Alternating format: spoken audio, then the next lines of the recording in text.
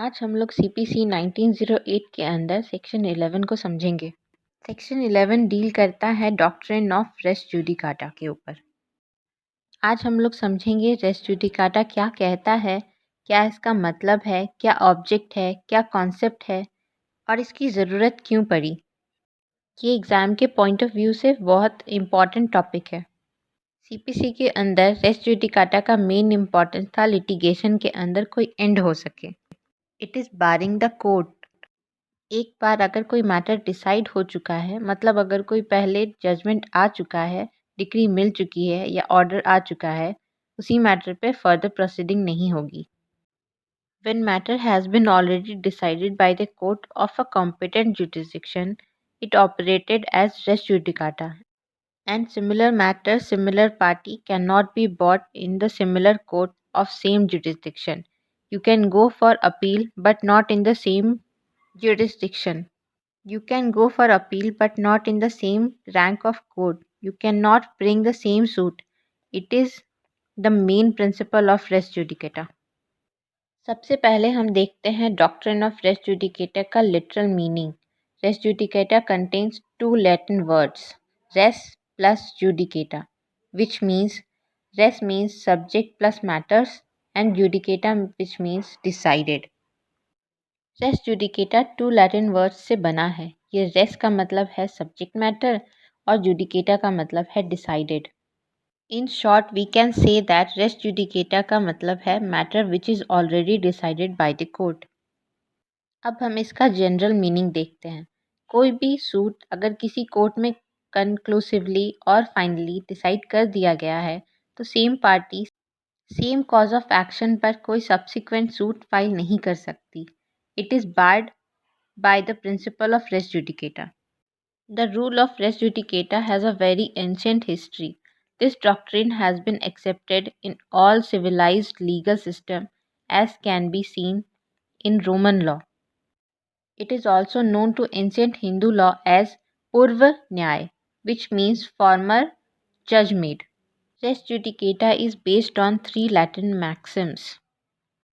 First maxim है interest republicae ut sed venis litium. It says that it is the interest that there should be end to the litigation, means it is in the interest of the state that the litigation should to an end so that we can avoid multiplicity of the proceeding, which means it is in the interest of the state that litigation should come to an end. State के interest के लिए ज़रूरी है कि litigation का and होना चाहिए, otherwise क्या होगा, ये नेवर एंडिंग प्रोसेस है जो चलता ही जाएगा और कभी ख़त्म नहीं होगा। सेकेंड मैक्सिम है nemo debet bis vexari pro una et idiom causa. It means no man should be vexed wise in cause when you have got punishment or when you have faced any damages for a particular cause, then again you cannot be prosecute same cause in another court of the same rank, which means no person or no party shall be vexed twice for the same cause of action. एक ही person के ऊपर या एक ही party के ऊपर आप same cause of action के लिए एक से ज़्यादा बार केस नहीं कर सकते, बार बार परेशान नहीं कर सकते। थर्ड मैक्सिम है res judicata pro veritate accipitur. A judicial decision must be accepted as correct. That means you should accept it as correct. Third Maxim's बताती है which means judicial decision must be accepted as correct. इस maximum का मतलब है कि जितने भी judicial decision होते हैं वो करेक्ट होते हैं और उनको मानना ही पड़ता है। इन तीन मैक्सिमम के सिद्धांत पर रेस जुडिकाटा बेस्ड है। नेक्स्ट हम लोग देखेंगे essential elements and condition of res judicata. ऐसे सिचुएशंस जिन पे रेस जुडिकेटा अगर अप्लाई होता है तो कौन कौन से कंडीशंस फुलफिल होनी चाहिए। फर्स्ट है सूट मस्ट बी मेंटेनेबल। सबसे पहली कंडीशन ये है कि सूट सिविल नेचर का होना चाहिए और मेंटेनेबल होना चाहिए। सेकेंड है there must be two suit that is prior and subsequent suit. दूसरी कंडीशन ये है कि दो सूट होना चाहिए, first prior suit and second subsequent suit. Third point है parties in the both suit must be same और litigating under same title. Third condition ये है कि दोनों सूट में पार्टी सेम होनी चाहिए और पार्टी के बीच में लिटिगेशन भी सेम चलना चाहिए। फोर्थ पॉइंट है matter in issue must be decided by the court of competent jurisdiction. Fourth condition ये है कि मैटर इन इशू जिस कोर्ट में डिसाइडेड किया है उसके पास कॉम्पिटेंट जुडिसडिक्शन होना चाहिए। यहाँ पर कोर्ट ऑफ जुडिसडिक्शन का मतलब है court of exclusive jurisdiction, court of limited jurisdiction, court of concurrent jurisdiction. ये सारे कोर्ट्स को हम मानेंगे कि वो कॉम्पिटेंट जुडिसडिक्शन के कोर्ट्स हैं। फिफ्थ पॉइंट है matter must be directly and subsequently in issue. Fifth condition ये है कि मैटर डायरेक्टली और सब्सिक्वेंटली इशू से कनेक्टेड या इन्वॉल्व होना चाहिए। सिक्स्थ और लास्ट कंडीशन है heard and finally decided in the former suit. Last condition ये है कि पहले वाले सूट में मैटर को फाइनली डिसाइड कर दिया गया हो। अगर ये सारी कंडीशन फुलफिल होती है तभी doctrine of res judicata apply होता है। Applicability of res judicata. अब हम देखेंगे कि रेस जुडिकेटा कहाँ पर अप्लाई होता है। First point, it applied to question of fact. Res judicata question of fact पर अप्लाई होता है। Second point, it applied to mixed question of fact and law. Res judicata mixed question of fact और law पर apply होता है। Third point है it does not apply on technical grounds. Technical grounds पर res judicata apply नहीं होता है। Fourth point है it does not apply to pure question of law. जहाँ पर प्योरली लीगल क्वेश्चन होते हैं वहाँ पर रेस जुडिकेटा अप्लाई नहीं होता है।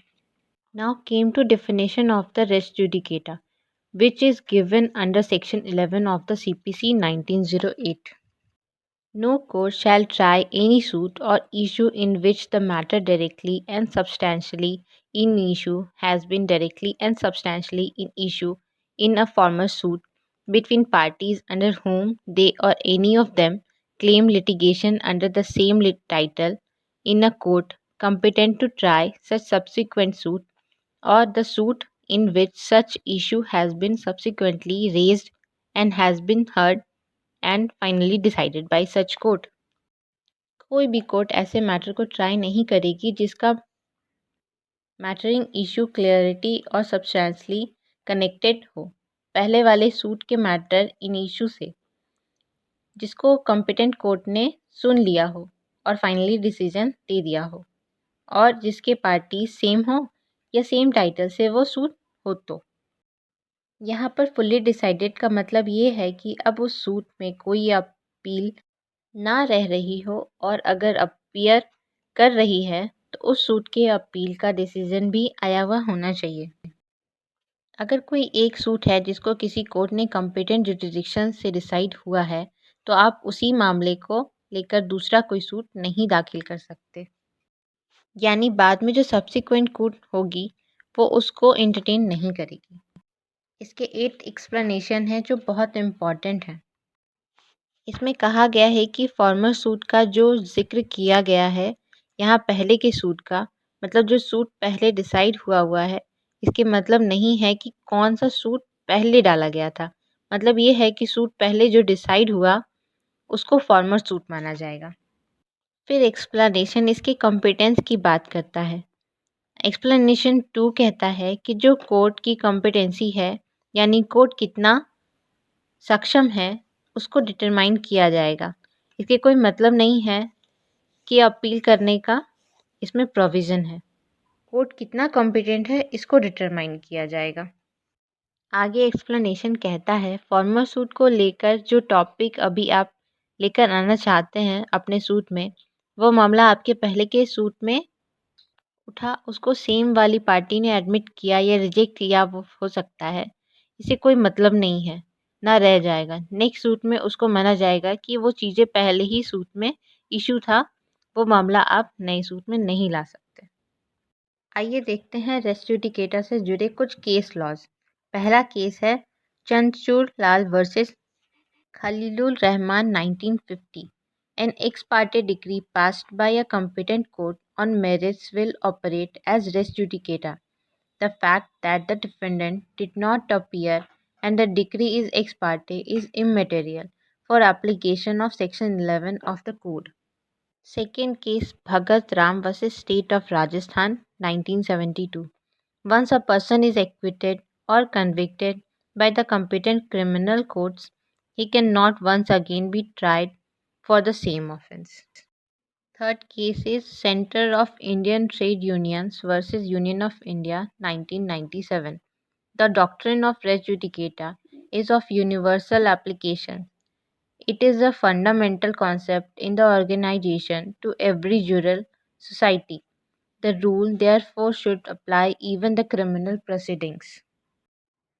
Fourth case is MSM Sharma versus Dr. Sri Krishna, 1960. Supreme Court for the first time held that the general principle of res judicata applies even to writ petition filed under Article 32 of Constitution of India. ऐसे ही CrPC 300 section और constitution का article 20 का 2 और evidence का section 14 deal करता है इस सबसे। रेस जुडिकेटा को एविडेंस में प्रूफ करना होता है। ये हम कहाँ पे प्रूफ करेंगे? अगर कहते हैं कि मैटर डिसाइड हो चुका है तो एविडेंस एक्ट से इसको प्रूफ करेंगे। Nature of res judicata. First, it is based on the principle of equity and good conscience. Second, it is matter of public interest that litigation must end. And third one is it contains explanation also related to public policy that the litigation must end. Thank you.